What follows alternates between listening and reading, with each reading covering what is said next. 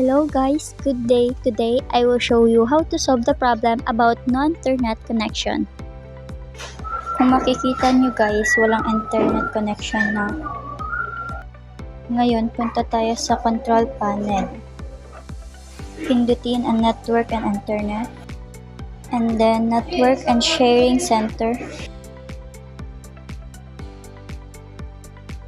And then click change adapter settings. Ayan, yan ang lalabas.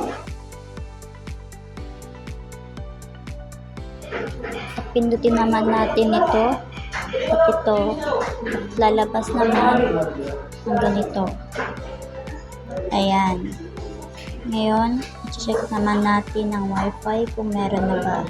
Ayan, kung makikita nyo, meron na. Ayan, meron na siya guys.